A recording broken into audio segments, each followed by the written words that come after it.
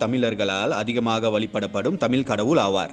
உலகம் முழுவதிலும் பல முருகன் கோயில்கள் இருந்தாலும் தமிழ்நாட்டில் இருக்கும் 6 படை முருகன் கோயில்களே மிகவும் பிரசித்தி பெற்றதாக கருதப்படுகிறது. இதில் திருத்தணி என்பது முருகனின் 6 படை வீடுகளில் 5ஆம் படை வீடாகும். இங்கு பக்தர்கள் செய்யும் தவறுகளையும் பாவங்களையும் திருத்தணி முருகன் பொறுத்து அவர்களுக்கு அருள் தருகிறார். பழங்காலம் தொட்டே இந்த கோயிலுக்கு பல முனிவர்கள் வந்து முருகப்பெருமானை வணங்கி அவருக்கு பக்தி பாடல்களை பாடியுள்ளனர். பல தேவாரம் மற்றும் பக்தி பாடல்கள் திருத்தணி முருகனை நோக்கி பாடப்பட்டுள்ளது. இதன் வழி இந்த கோயிலில் குடிக்கொண்டிருக்கும் முருகனின் தொன்மையான வரலாற்றை நம்மால் அறிந்து கொள்ள முடிகிறது. இத்தலத்தை பற்றி திருநாவுக்கரசர் திறப்புரம்பயம் திருத்தாண்டகத்தில் குறிப்பிட்டுள்ளார். மேலும் தீவிர முருக பக்தரான அருணகிரிநாதர் திருப்புகழும், நக்கீரர் திருமுருகாற்று படையும், வள்ளலார் போன்ற பல மகான்கள் போற்றி வணங்கிய புண்ணிய தலமாக இந்த திருத்தணி முருகன் கோயில் விளங்குகிறது.